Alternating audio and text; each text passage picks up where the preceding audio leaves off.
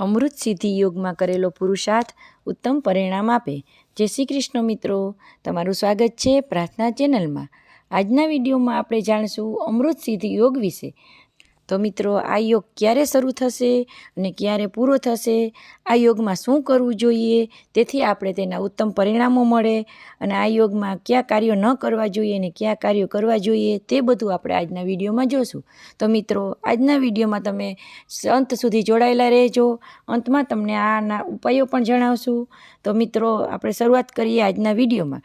પણ તમે હજી સુધી અમારી ચેનલને સબસ્ક્રાઈબ ના કરી હોય તો હમણાં જ કરી લો, અને વિડીયોને લાઇક અને શેર કરવાનું ભૂલશો નહીં.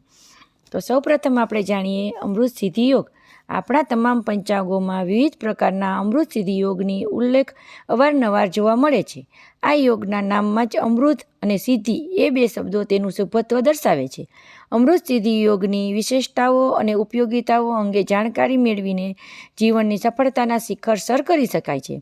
આ સમયગાળામાં પુરુષાર્થ તથા પ્રયત્નો થકી ઉત્તમ પરિણામો પામી શકાય છે. જ્યોતિષશાસ્ત્રમાં યોગ શબ્દ 3 રીતે જુદા જુદા અર્થમાં વપરાય છે. યોગ એટલે મળવું અથવા મેળવવું. પંચાંગમાં 5 અંગો તિથિ, વાર, નક્ષત્ર, યોગ અને કારણ પૈકી ચોથું અંગ એટલે કે યોગ. સૂર્ય તથા ચંદ્રના રાશિ અંશ કળાના સરવાળો કરીને આવેલ કુલ કળાને 800 વડે ભાગાકારી મળે છે. વિસ્કસ પાદી 27 યોગ નામ દૈનિક યોગ દરરોજ પંચાંગમાં જોવા મળે છે. બીજા પ્રકારના યોગ ખાસ પ્રકારની તિથિ, વાર અને નક્ષત્રના સંયોગનું થતા હોય છે. અમૃત સિદ્ધિ યોગ, રવિ પુષ્પામૃત યોગ, ગુરુ પુષ્પામૃત યોગ, સિદ્ધિ યોગ, કુમાર યોગ, યમઘંટ યોગ, સ્થિર યોગ, વ્રજમૂષળ યોગ વગેરે. ત્રીજા પ્રકારના યોગ જન્મ કુંડળી કે 9 માસ વગેરે, કુંડળીની રાશિ, સ્થાન અને ગ્રહોના વિવિધ ભ્રમણના કારણે થતા યોગ. દાખલા તરીકે ગજકેસરી યોગ, પાપ કર્તરી યોગ, શુભ કર્તરી યોગ, પંચમહાપુરુષ યોગ વગેરે. આપણે અત્રે મુહૂર્તશાસ્ત્રના ઉપયોગી એવા અમૃત સિદ્ધિ યોગ વિશે વિગતવાર જાણકારી મેળવીએ છીએ. તો મિત્રો, અમૃત સિદ્ધિ યોગ એટલે રવિવાર, સોમવાર અને 7 વારના દિવસે અમુક ચોક્કસ ચંદન નક્ષત્ર આવતું હોય છે. આ પ્રકારનો શુભ યોગ બને છે. આ દિવસે અગત્યના દસ્તાવેજી કાર્ય, પ્રવાસ, યાત્રા, મોટી નાણાકીય લેવડ દેવડ, સ્થાવર જંગમ મિલકત ખરીદી, ઔષધ, ચિકિત્સા, કર્મ વગેરે કાર્યો કરવાથી સફળતાના સંજોગો વધુ ઉજળા બને છે. અવરોધ હળવા બને છે. આમ છતાં ક્યારેક અપવાદ રૂપે અમુક અમૃત સિદ્ધિ યોગમાં કોઈ એકાદ ચોક્કસ કાર્ય કરવાનો નિષેધ મનાઈ પણ હોય છે. 7 વારના ખાસ અમૃત સિદ્ધિ યોગ વિશે હવે આપણે જાણીશું. રવિવારે ચંદ્ર નક્ષત્ર હસ્ત હોય ત્યારે અમૃત સિદ્ધિ યોગ બને છે. અનુભવે તે સિંહ રાશિના જાતકોને વધુ શુભ ગણાય છે. આ દિવસે સૂર્યના મંત્રનું સ્મરણ કરીને શુભ કાર્ય કરવાથી વિશેષ સફળતા મળે છે. અનુકૂળતા હોય તો ખીરનું ભોજન લેવું જોઈએ. સોમવારે મૃગશીર્ષ ચંદ્ર નક્ષત્ર હોય છે ત્યારે અમૃત સિદ્ધિ યોગ બને છે. કર્ક રાશિના જાતકોને વધુ લાભદાયી જણાય છે. આ યોગમાં દિવસે ચંદ્રના મંત્રનું સ્મરણ કરી શુભ કાર્ય કરવાથી વધુ સારી સફળતા મળે છે. અનુકૂળતા હોય તો દૂધ પૌવા આરોગવા જોઈએ. ત્રીજું, મંગળવારે જો ચંદ્ર નક્ષત્ર અશ્વિની હોય ત્યારે ભૌમાશ્વિની નામનો અમૃત સિદ્ધિ યોગ બને છે. મેષ અને વૃશ્ચિક રાશિના જાતકોને આ યોગનું વધુ ફળ મળે છે. કરકરા લોટની ભાખરી, કંસાર કે લાપસીનું ભોજન લેવાથી અનુકૂળતાઓ વધે છે. આ ભૌમાશ્વિની નામનો અમૃત સિદ્ધિ યોગ ગૃહ પ્રવેશમાં લેવાતો નથી. બુધવારે અનુરાધા ચંદ્ર નક્ષત્ર હોય ત્યારે અમૃત સિદ્ધિ યોગ બને છે. મિથુન અને કન્યા રાશિના લોકોને વધુ લાભદાયી હોય છે. આ યોગના દિવસે બુધના મંત્રનું, વિષ્ણુ ભગવાનનું સ્મરણ કરીને શુભ કાર્ય કરવાથી વિશેષ સફળતાઓ મળે છે. મગ કે મગની દાળનું ભોજન વધુ લાભદાયી નીવડે છે.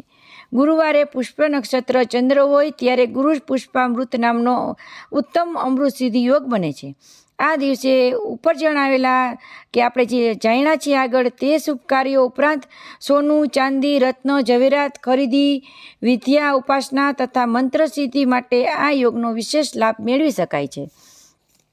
ધનુર અને મીન રાશિના લોકો માટે સારી સફળતાઓ પામી શકે છે. ચણા કે ચણાની દાળનું ભોજન તથા દૂધીનું ભોજન અનુકૂળતાઓ આપે છે. વિવાહ, લગ્ન અંગેના કાર્યો માટે આ યોગ ખૂબ જ ઉપયોગમાં લેવાતો નથી. શુક્રવારે ચંદ્ર નક્ષત્ર રેવતી હોય તો અમૃત સિદ્ધિ યોગ બને છે. વૃષભ રાશિના જાતકો માટે ખૂબ જ લાભદાયી નીવડે છે અને તુલા રાશિના જાતકો માટે પણ ખૂબ જ લાભદાયી નીવડે છે. ચોખાની કે પૌવાની વાનગી વાનગી આરોગીને આગળ વધવાનું વધુ ફળદાયી નીવડે છે. શનિવારે રોહિણી નક્ષત્રમાં ચંદ્ર હોય ત્યારે અમૃત સિદ્ધિ યોગ બને છે.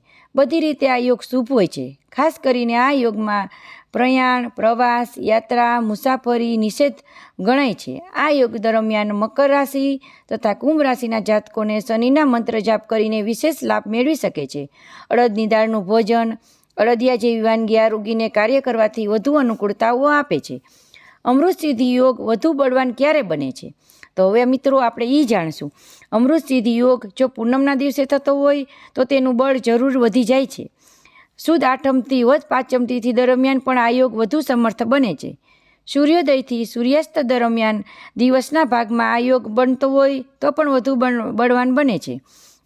લાભ પાંચમ, વસંત પંચમી, અખાત્રીજ, દશેરા, ધનતેરસ જેવા શુભ દિવસોમાં પણ વધુ શુભ ગણી શકાય છે. અમૃત સિદ્ધિ યોગ ઓછો બળવાન ક્યારે બને છે મિત્રો? તો અમૃત સિદ્ધિ યોગ ક્યારે ઓછો બળવાન બને છે તે જાણીએ. અમૃત સિદ્ધિ યોગ જો વધ 14 કે અમાસના દિવસે થતો હોય તો તેનું બળ ઘટે છે. વધ આઠમથી સુદ પાંચમ તિથિ દરમિયાન પણ આ યોગનું બળ સાધારણ ઓછું ગણાય છે. સૂર્યાસ્તથી સૂર્યોદય દરમિયાન આ યોગ બનતો હોય તો પણ બળ ઘટે છે. ચંદ્રગ્રહણ કે સૂર્યગ્રહણના દિવસે પણ આ યોગનું બળ ઓછું થતું જણાય છે. તો મિત્રો, તમને આજની માહિતી કેવી લાગી તે કમેન્ટ કરીને જરૂર જણાવજો. અને તમે પણ આ અમૃત સિદ્ધિ યોગ વિશે જરૂર આ રાશિના જાતકોને કયા રાશિના સમયે શું કરવું તે જરૂર કરજો. તો તમારું પણ આગળ પરિસ્થિતિ મુજબ સારું થતું જશે. તો આજનો વિડીયો તમને કેવો લાગ્યો તે જણાવો. અને આવા જ વિડીયો આધ્યાત્મિક જોવા માટે તમારી મનપસંદ ચેનલ પ્રાર્થનાને સબસ્ક્રાઈબ કરવાનું ભૂલશો નહીં. બેલ આઇકન જરૂરથી દબાવો જેથી આવતા નવા વિડીયો સૌપ્રથમ તમને મળી શકે. જય શ્રી કૃષ્ણ, જય માતાજી.